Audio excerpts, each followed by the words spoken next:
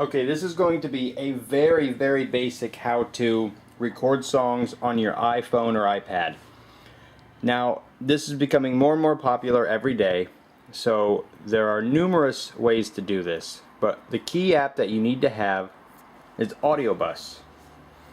What AudioBus allows you to do is inputs, effects, and outputs. You can also pay extra to have multiple inputs, effects, and outputs, so you can have multiple routing.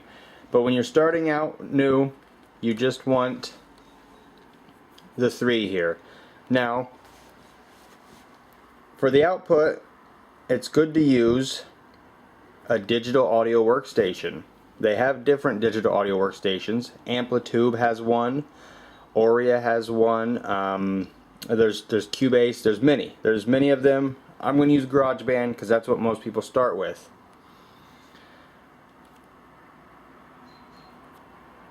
Now, you load up GarageBand.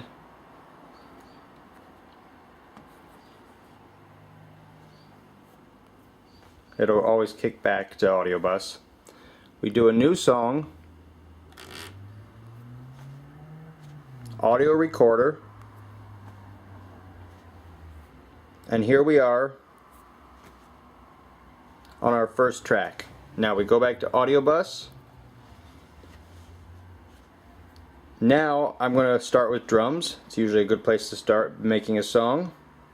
Once again, there are so many drum tracks. There are drum apps. There's DM1, Funkbox. I'm going to use MoDrum just for simple sake of presets.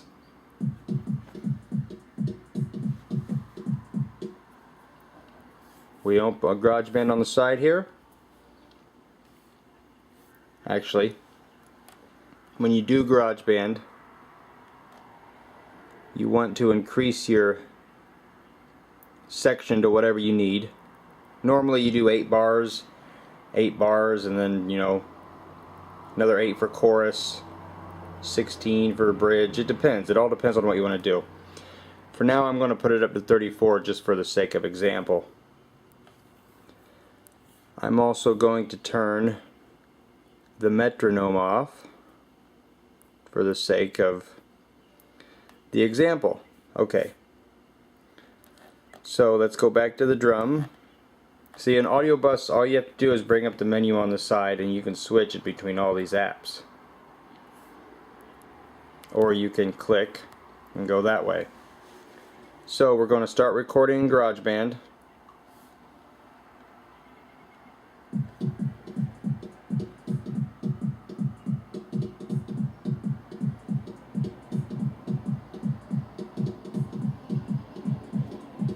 Okay, that's good. Whoops. Okay, now we can go back to AudioBus. Let's check our track in GarageBand. There's our drum track right there.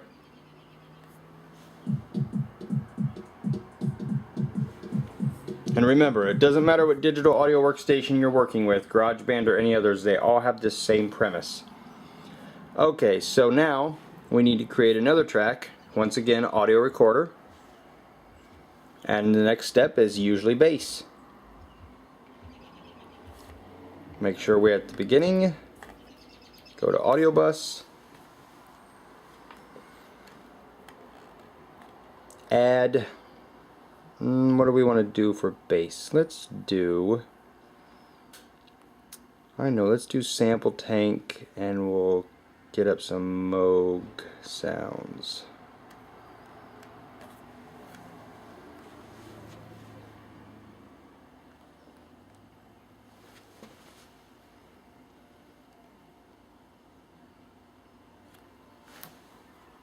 Alright, it'll kick back and then we go into sample tank.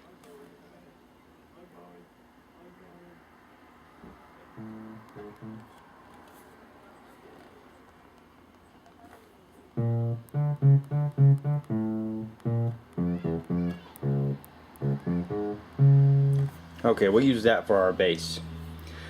Now, let's do a little something else here in Audio Bus. Let's add an effect. Now, once again, if you notice all these apps here, these are all the apps I have on my phone that go into Audio Bus. So we'll do some reverb.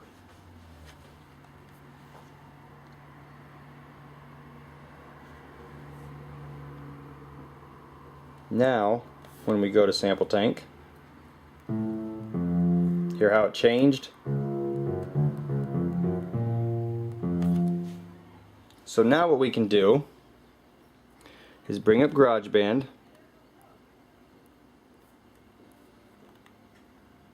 make sure we're at the beginning again. Now don't record right away, practice first.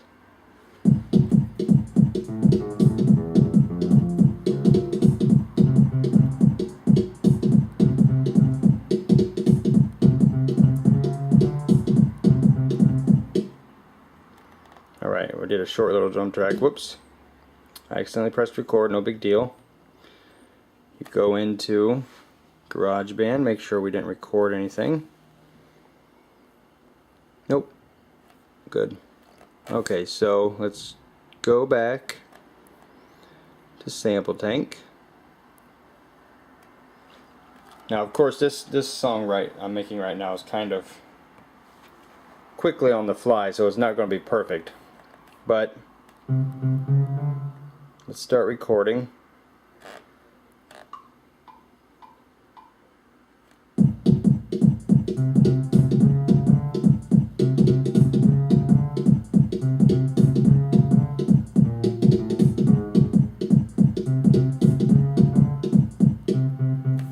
Alright, it's good. Now we go to GarageBand.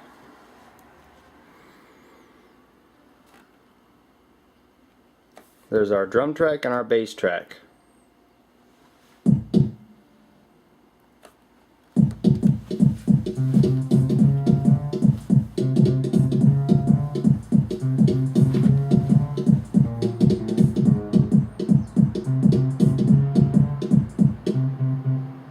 Now, of course, when you're recording a song, we're not getting into it all here, but I've talked on it before. You want to make sure you do a good chord progression. Let's say the next track we do a guitar, and you want to do the chord progression, one of the most common ones of G, E minor, D, C. Similar, a doo-wop progression. Now if you're doing G, E minor, D, C in your bass line, you're going to want to stick to those root notes of G, E, D, and C. There's more to it than that, but if you just stick to the basics of root notes and the same chords, you can make a song that will hit the charts. Really, some songs in the charts are very simple. So you want to make sure before you start recording you have your song structured out. You have your bass line that you want to use. You have your guitar riff that you're using. If let's say the next track is going to be a guitar riff, then you want to use something like an iRig or an Apogee. There are different guitar interfaces. It's up to you which one you want. Or if you don't want to have guitar, you can go back to something like, first, create another track. Now, or you can actually use the guitar and Sample Tank.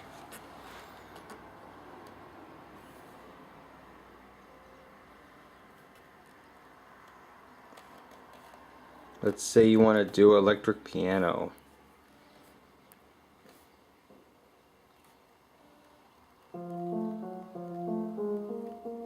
But we want the reverb turned off. Or actually, let's change it.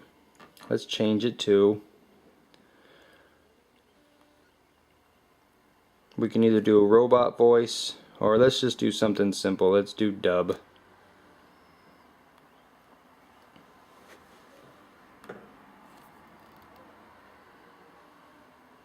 Go back to Sample Tank.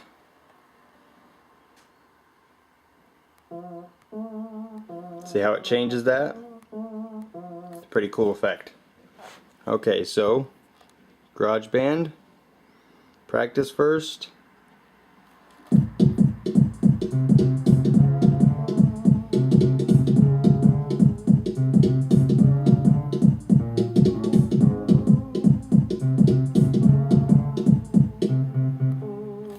using the same notes pretty much, changing it up a little bit.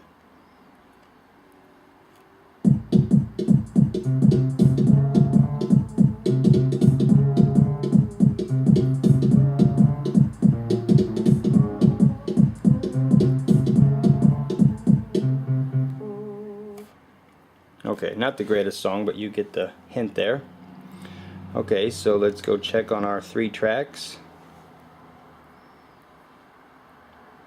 Oops, wrong one.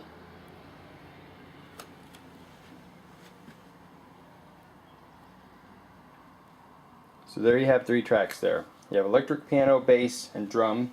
Now the last part I'm going to tell you how to do, but I'm not going to, I guess we could do it at the moment here.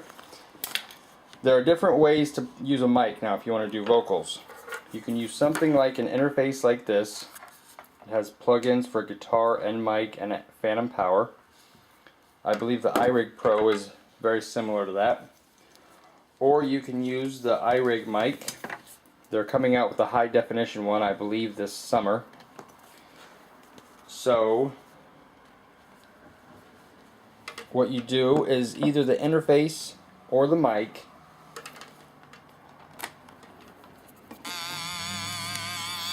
Now we got a little feedback there.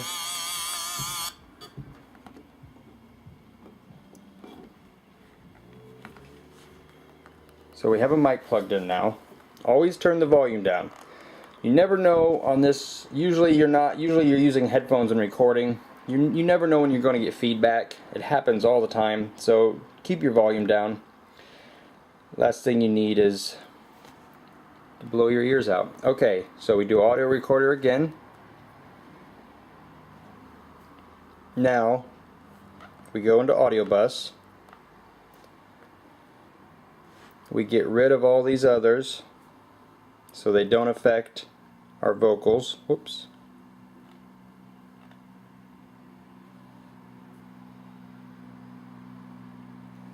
Okay, so let's go to the basic one. There's Singling, which is an app that kind of makes it so you can sing like that auto tune that's sadly very popular. And then there's Vocal Live. We'll do Vocal Live.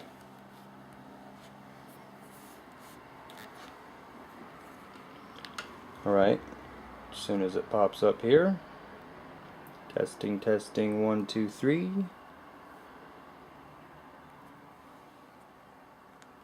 Testing, testing, 1, 2, 3. There you go. So now I have a mic plugged in. Of course, you can either do harmonies like this, or let's do, a lot of these settings in this app have a lot of reverb. It's really simple to turn that reverb down, so you don't always have to have reverb. There you go, that's one that's good.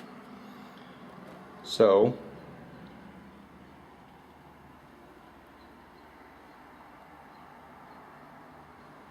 we can actually go back into GarageBand. We can also add other effects for our voice. Actually, let's do that.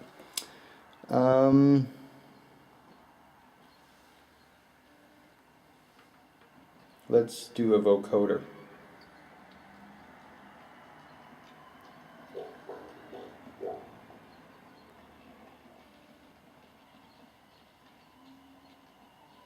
Let's do a vocoder. Let's do a vocoder. Now,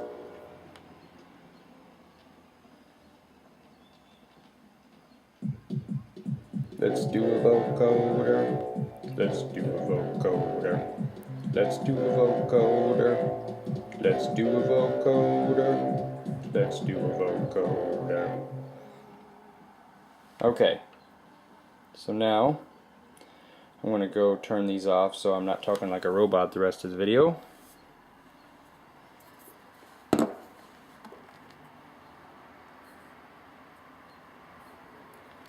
Now we can go into GarageBand and look at our 4 tracks. Now, this is the point, you have to be careful when you're recording in the first place and after. This is the part where you kind of mix a little bit. Adjust volumes. Before you record, check volumes. I clearly was trying to not make this video take forever. But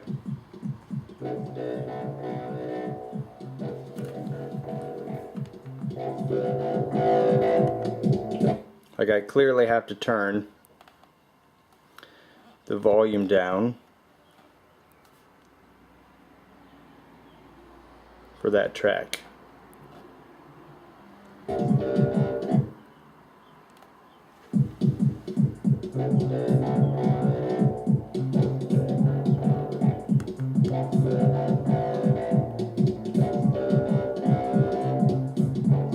Still up a little high. But there you have it.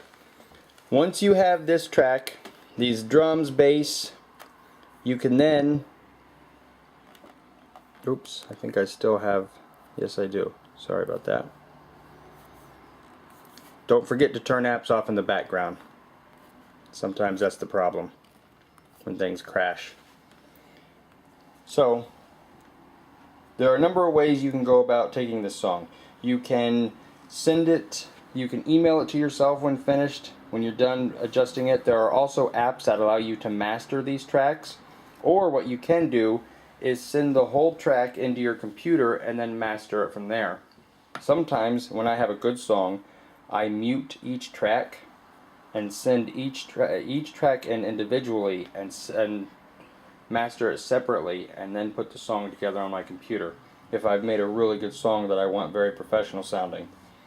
Of course, if you have a song or a guitar part on your computer that you would like to put into GarageBand, all you do is put it under your file sharing part on your computer on iTunes, and then sync your phone or iPad, and this little loop up here, when you press it, that file will be in the loops, and then you can load it as one of your tracks. So let's say you have a guitar acoustic version of a song, you can just press the loop once you've synced to your computer, and voila, you can load it on your track. So that's the basics. You can add more. There are different digital audio workstations that allow you to do more tracks. There are, of course, many guitar effects and guitar apps. The iPhone and the iPad have so many different music apps. As you can see, my phone is filled to the brim. Almost all my data is filled with different apps, and these are all Audio Bus compatible. There's classical music apps, more drums. There are apps that control others. So if you're not very good at playing the piano,